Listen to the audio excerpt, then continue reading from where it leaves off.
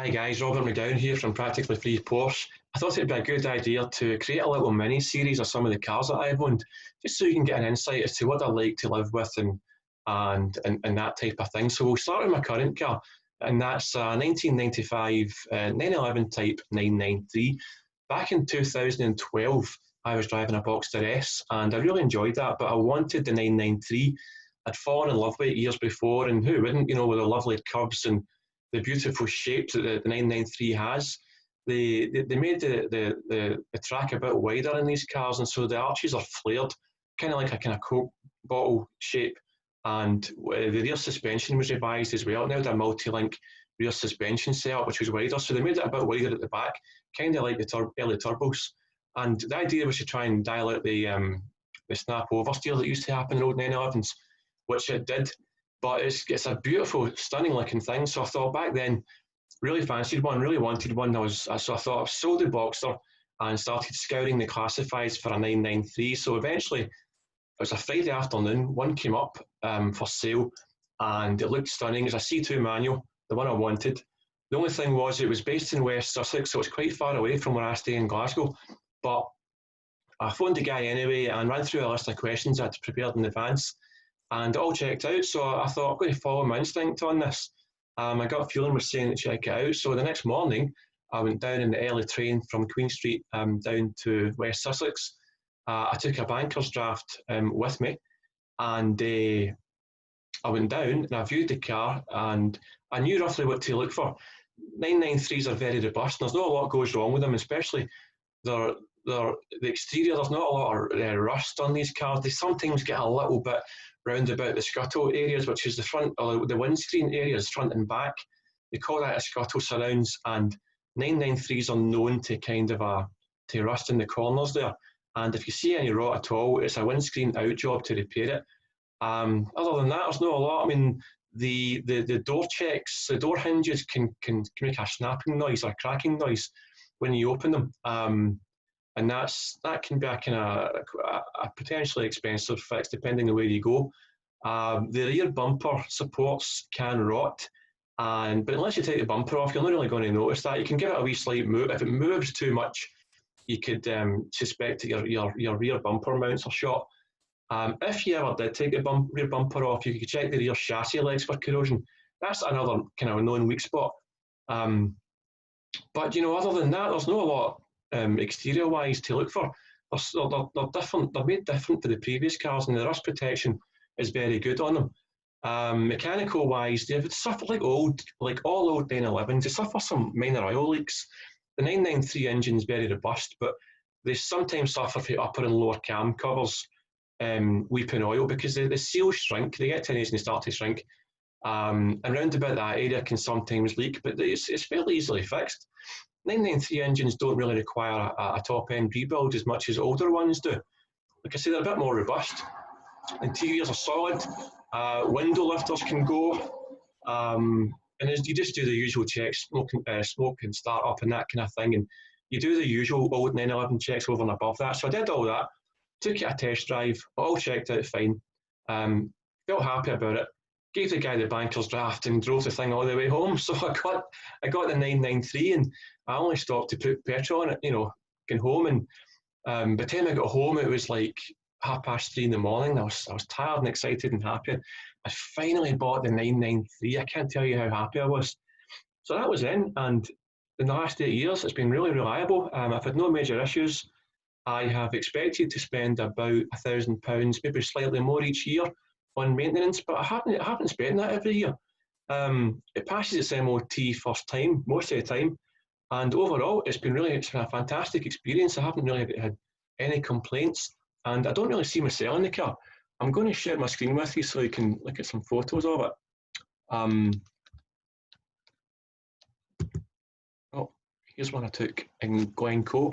So you can see it's a standard car. I've made no changes to it at all. It comes with the Cup 2, 17-inch Cup 2s. I recently put new tyres on it all round, new Continental Sports all round, which I quite like. The only options the car came with were the air conditioning. and also it came with the early style sports seats, not the hardback ones. The ones that came before that didn't have hardbacks, but the heavy side bolster. They're really, really comfortable. Um, and again, it's no other modifications. It came with the quite large chrome exhaust tailpipes there, which are actually quite nice. They're not too large, but they're a nice size and they look quite nice. Standard exhaust, standard everything.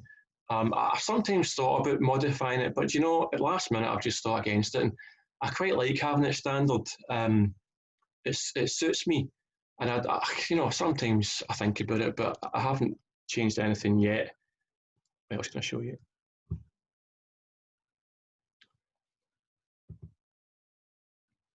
So yeah, it's the classic grey interior. It's in good condition. These interiors wear really well, and it's got the usual 5 dial dashboard with the taco dead centre. It's the same dashboard. In fact, it's almost the same interior these cars have had since 1963. Just a subtle revision. And the 993 is the last of the air-cooled cars, so it's got a special place in the hearts of enthusiasts. And I suspect it will always hold its money well. 6-speed gearbox for the first time in 911s. It's got electric windows, electric seats, aircon, as I say, and the heating system's a bit easier to work in these cars. Before it was kind of hectic and mishmash, but it's a wee bit easier to work, and everything works the way it should. It's quite astonishing actually, because there's no creaks or rattles in this car, and for a car of its age, it's quite remarkable. It's so well built. In fact, these cars were so well built that they almost bankrupt Porsche in the process. This is classed as a narrow body car, but it actually looks quite wide from the back. This is a photo I took recently in Glencoe, which is one of my favourite drives. So you can see it's got the quite wide looking rear. Actually, it's not as wide as it looks. It's probably about the same size, if not smaller, than a Mark II Mazda Miata, or an MX-5 as we call them in the UK. And these 993s will fit into your garage quite easily. You know, it's a wee bit of a tight squeeze sometimes getting in and out of it, but actually driving in and out, it will do fairly easily.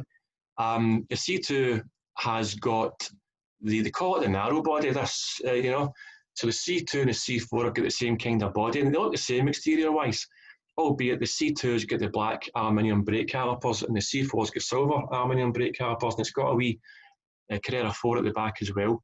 Whereas the C4S has got the wide body for the turbo, and the C2S has got the wide body as well. So they came in turbo, Turbo S, and the GT2 as well was the first of this type. The 993 was the first to come out with the kind of GT2 shape. So beautiful looking thing. It's really, really nice, and it's got real presence on the road. It's one of these designs that you never really get tired looking at it, or I don't anyway. You know, it's a beautiful looking thing. The headlights are slightly more sloped. It's a bit more curvaceous than the 964. Some people like the 964, the car before this is called the 964. Some people like the kind of torpedo style front wings, which I agree is a lovely feature. But the 993, it's hard to fault how it looks. It's a stunning looking thing, and it gets some positive attention on the road, and people want to chat to you and talk to you about it. It's been a fantastic car, cheap to insure, classic car insurance, £300 a year for a limited mileage of about 5,000 to 6,000. Tax is cheap, running is quite cheap. This is a third car for me, so I use it at the weekends or just when I feel like it. Overall, really reliable, great experience. I would really recommend one for you. It's quite a fast car. The 3.6 flat six air cooled engine is pretty quick, and it puts out about 0 to 60 in about maybe 5.2 seconds. Sorry. So it's quite a fast car, and it'll go on to about 160, 170 miles an hour if you're ever taking it on the track, which I personally don't. And it's also the sensation of speed in this car as well. It's 30 miles an hour feels like 30 miles an hour because of the sort of an old feel of the car, the old school feel. When you sit quite low like you do in all the 911s. So the sensation of speed's certainly there. And it is fast. I mean, if you keep it in the power band, about 4,500 revs to 5,500 and beyond, it's fast feeling, and it's a raucous sounding thing. So it's a noisy engine, but it's a lovely sounding thing, and it's this kind of noise that you start to really appreciate, and everything just feels over-engineered, and it's got the solid conch to the door, and it's got that lovely old 911 smell inside it. So definitely worth thinking about buying. It maybe cost you to buy one now. You could probably spend about maybe £40,000 in the UK and get a decent C2 manual. And these cars, I would suspect, will hold their money. I don't see them taking a massive dive either way. And chances are you'll buy one of these and you'll really, really enjoy it and love it. So, yeah, good first Porsche. Highly recommend it. If you haven't ticked the 993 box, put it on the list, and I don't expect you'll be disappointed. So I hope that's kind of given you some insight as to what these cars are really like to own. If you've enjoyed the video, give us a wee thumbs up and subscribe for more videos. If you've any comments or questions, leave them below and I'll answer them. And if you want to connect with me, by all means, come and see us at the Practically Free Porsche Facebook group. And also, if you're interested in my book as well, I'll put that in the links below. Okay, guys, until the next time, I'll see you later.